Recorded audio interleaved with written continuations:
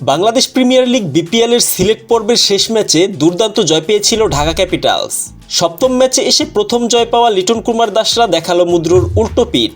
চট্টগ্রাম পর্বের প্রথম ম্যাচে ফরচুন বরিশালের কাছে ৮ উইকেটে হেরেছে ঢাকা। অষ্টম ম্যাচে এটি তাদের সপ্তম হার। চট্টগ্রামের জহুর আহমেদ চৌধুরী স্টেডিয়ামে টসে জিতে আগে ব্যাট করতে নেমে ১৩৯ রানে গুটিয়ে যায় থিসারা পেরেরার দল। গত ম্যাচে দুর্দান্ত সেঞ্চুরি করা লিটন এদিন ব্যাট হাতে ঝড় তুলতে পারেননি। ১৭ বলে ২ বাউন্ডারিতে ১৩ রান করে ফেরেন তিনি। মুনিম শাহরিয়ার রানের খাতা খোলার আগেই বিদায় নিয়েছেন। পেরেরা তেমন কিছুই করতে পারেননি। সাব্বির রহমান পারেননি বড় ইনিংস খেলতে। ১০ বলে ১০ রান করে ফেরেন তিনি। মোসাদ্দেক হোসেন সৈকত আরও একবার ব্যর্থ। তবে এক প্রান্ত আগলে ধরে খেলেছিলেন তানজিদ হাসান তামিম।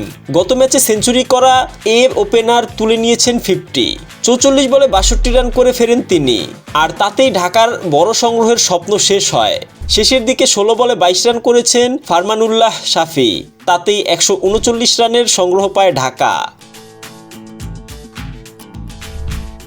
রান তাড়ায় শুরুতেই নাজমুল হোসেন শান্তুর উইকেট হারায় বরিশাল। দায়িত্বশীল ব্যাটিং করেছেন বরিশালের অধিনায়ক তামিম ইকবাল। রান বেশি প্রয়োজন না থাকায় দেখে শুনে খেলেছেন তিনি। তামিমকে দারুণ সঙ্গ দিয়েছেন প্রথম ম্যাচ খেলতে নামা ডেভিড মালান। ৪৮ বলে ৬১ রান করে ফেরেন তামিম। তবে মালান বরিশালের জয় নিয়েই মাঠ ছেড়েছেন। শেষ পর্যন্ত ৪৯ রানে অপরাজিত ছিলেন তিনি। আর তাতে খুব সহজ জয় পায় বরিশাল।